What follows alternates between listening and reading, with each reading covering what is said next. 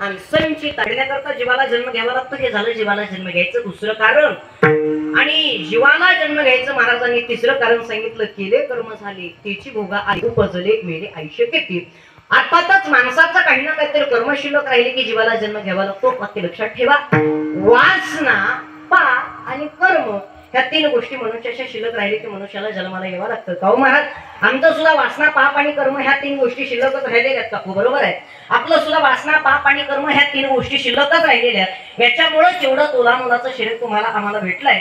पण शरीर भेटल्याच्या नंतर जीवनामध्ये आल्याच्या नंतर भगवंताचं नामचिंतन तुमच्या आमच्या मुखामधून घडावं. कारण देवाने शरीर दिले त्याचं कारण आहे. देवे दिला देव झाला फाटा बाधिकेचा. जगाच्या चालक मालकानं भगवंताने हे शरीर जर कशासाठी दिलं असेल तर भगवंताचं नामचिंतन करण्यासाठी दिलं. पहिला मुद्दा ऐका महाराज. देवाकडे जायचंय, जगाच्या चालक मालकाची भगवंताची भक्ती करायची हे आम्हाला मान्य आहे. पण काही अभंगामध्ये काही ठिकाणी जगद्गुरु तुकोबर आहे सांगतात. आपुला तो एक देव करून घ्यावा तेने विनाशिवा सुखून गिरती माहिती दुःखाची जनती नाही आली अगदी अवस आहे. जगाचा चालक मालक भगवंत आपलासा करून घ्यायचा आहे. पण एकच, बाकीच्या देवाकडे जातही बसायचं नाही, बाकीचे देव आपले करूनही घ्यायचे नाही. एकच कोणता तरी देव आपलासा करून घ्यायचा आहे. महाराज सांगतात आपुला तो एक देव करून घ्यावा. नाही जर करून घेतला तर तेने विना जेव्हा सुख जीवनामध्ये सुख भेटणार नाही. ऐका, जगाच्या पाठीवर देव अनेक आहे, जगाच्या पाठीवर तीर्थक्षेत्र अनेक आहे, जगाच्या पाठीवर भगवंत अनेक आहे. मग महाराज, जगाच्या पाठीवर देव अनेक असताना, तीर्थक्षेत्र अनेक असताना, भगवंत अनेक असताना नेमकं आम्ही देवाकडे जाऊ कोणच्या? सहज जरी एखाद्याला प्रश्न विचारला जगाच्या पाठीवर देव किती आहे तर तुम्ही आम्ही काय सांगणार आहे? बोला, माझं बोलणं कळतंय ना? किती दिवस जगाच्या पाठीवरती सांगा की महिला मंडळ सांगा. बोला बोला, आवाज वाढवा, बोला.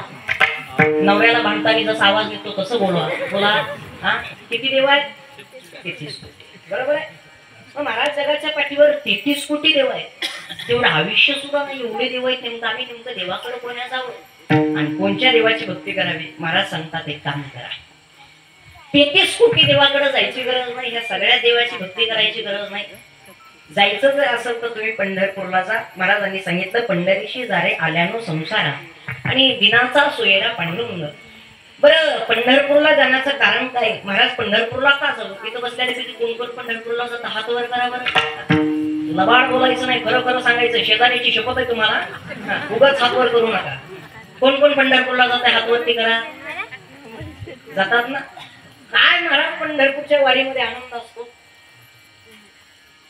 जे वारकरी पंढरपूरच्या वारीमध्ये असतात त्यांना विचारा, काय पंढरपूरच्या वारीमधला आनंद आहे? एवढं गोड वातावरण असतं त्या वारीमध्ये, एवढा आनंद असतो की तो जो आनंद आहे ना, तो आनंद स्वर्गात सुद्धा नाही भेटत. बरं, एक गोष्ट लक्षात ठेवा. भगवंताचं नामचिंतन करत असताना या जगाच्या चालक मालकावरती भगवंतावरती निष्ठा म्हणून वारीला जातात असं सुद्धा काही काही नाही. काही जण जे वारी जातात त्यांना संसार करायचा, प्रपंच करायचा कंटाळा आलाय म्हणून वारी जातात. काही जण वारी जातात आणि बिस्किटाचे गतुडेच गतुडे करून घरी घेऊन येतात. वारीला जाऊन तरी काय आनंद आहे सांगा बरं? वारीला जात असताना मनामध्ये भाव ठेवावा, मनामध्ये निष्ठा ठेवावी. मनामध्ये जर भाव नसेल, मनामध्ये जर निष्ठा नसेल तर जगाचा चालक मला भगवंत आपलं कधीच होणार नाही. तुमच्याकडे किती धन आहे, तुमच्याकडे किती पैसा आहे, तुमच्याकडे किती ज्ञान आहे, ज्ञानाच्या जोरावर, धनाच्या जोरावर, पैशाच्या जोरावरती जगाचा चालक मला भगवंत तुमचा आमचा कधीच होणार नाही. वाक्य लक्षात ठेवा. जगामध्ये ज्ञान भरपूर आहे, धन भरपूर आहे, श्रीमंती भरपूर आहे, पण सगळं अहंकाराचं गोड कुठल्याही माणसाचं गोरपण हे काहीच कामाचं नाही. महाराजांनी सांगितलं कोडियाचे गोरे पण आणि तैसे अहंकारी ज्ञान. महापूर आल्याच्या नंतर सगळं करतंय म्हणजे महापुरे झाडे जाती आणि ते लवाळे वाचते. लवाळ राहतं काय कारण आहे तर महाराजांनी अजून पुढे जाऊन सांगितलं. महाराज सांगतात नम्र झाला भूता तिने पण दिले अनंता. पाणी आलं की लवाळ असं वाकून जातं म्हणून राहतं. जीवनामध्ये ज्ञान भरपूर असू द्या, धन भरपूर असू द्या, श्रीमंती भरपूर असू द्या, पण तुमच्याकडे नम्रता असणं गरजेची आहे. नम्रता जर नसेल तर तुमच्या ज्ञानाला, तुमच्या धनाला, तुमच्या पैशाला 1% किंमत नाही. नम्रता असणं गरजेचे. महाराज सांगतात तुका म्हणे येथे भजन प्रमाण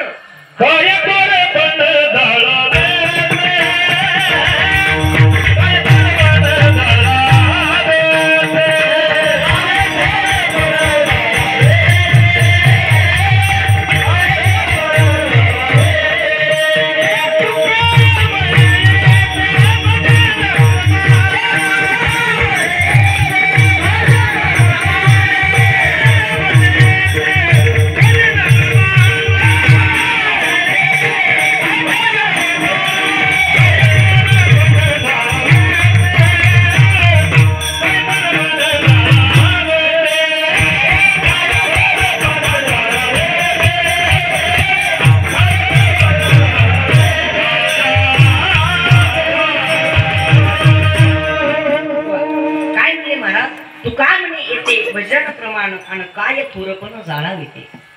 महाराज सांगतात थोरपण आहे ते काहीच कामाचं नाही. इथं नुसतं भजन प्रमाण महत्वाचं आहे, थोरपण नकोय आम्हाला. ज्ञान भरपूर आहे, धन भरपूर आहे, श्रीमंती भरपूर आहे, पैसा भरपूर आहे, हे काहीच कामाचं नाही. मनामध्ये निष्ठा ठेवा. मनामध्ये जर भाव असेल, मनामध्ये जर निष्ठा असेल तर जगाचा चालक मला भगवंत आपलासा झाला म्हणून समजा. रोजच्या रोज देवळामध्ये जाऊन देवाचं दर्शन करून काहीच उपयोग नाही. एक वाक्य समजाई का, ये जरूरी नहीं है कि आदमी हर दिन मंदिर जाए. ये जरूरी नहीं है कि आदमी हर दिन मंदिर जाए, आदमी जहां भी जाए वह मंदिर बन जाए. अशी जर निष्ठा असेल ना महाराज, अशी जर श्रद्धा असेल ना, तर जगाचा चालक मालक भगवंत आपलासा झाला म्हणून समजा. फक्त मनामध्ये भाव ठेवा, मनामध्ये निष्ठा ठेवा. कुठेही कधीही केव्हाही जगाचा चालक मालक आपलासा होऊ शकतो. महाराजांनी जायला कुठं सांगितलं, पंढरपूरला.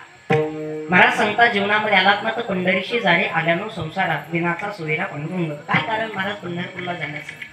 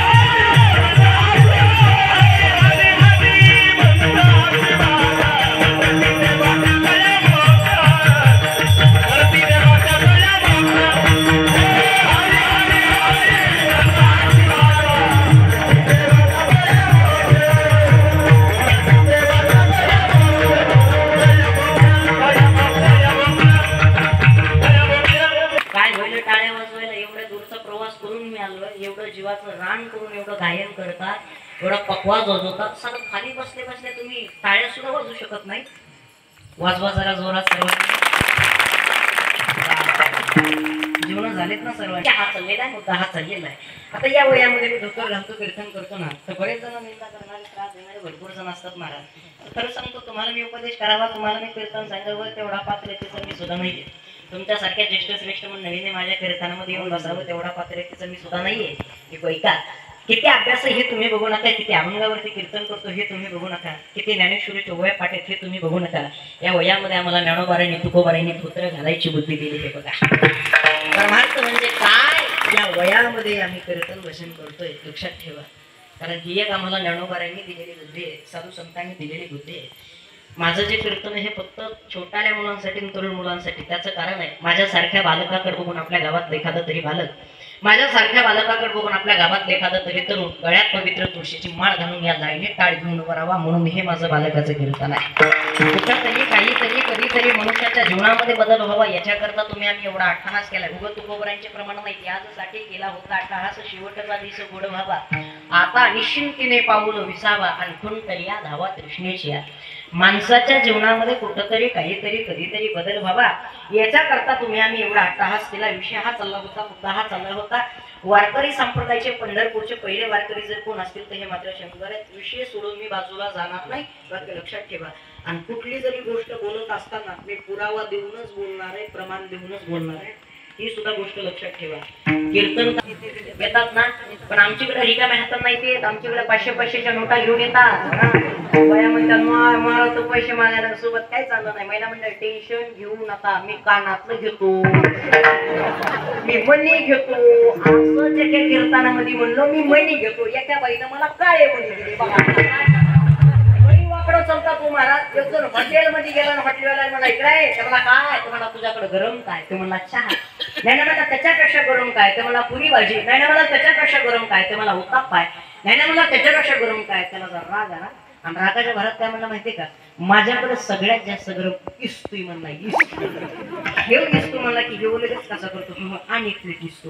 त्यानं एक प्लेट इस्तू आणला ठेवला त्याच्या पुढे. हे खिशातून बिडी काढली, इस्ताल्याची तिथे घोडीत निघून गेला. काय करायचं सांगा. विषय हा चाललाय, मुद्दा हा चाललाय लक्षात ठेवा. कसले जरी शंकर असले जर पार्वती माताचा हट्ट आहे असतो.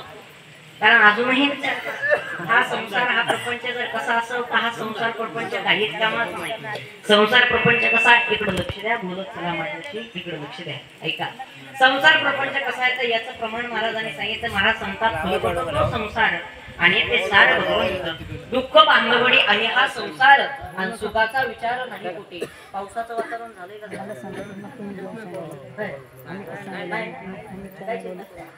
कारण माझा पाय पण लई चांगला.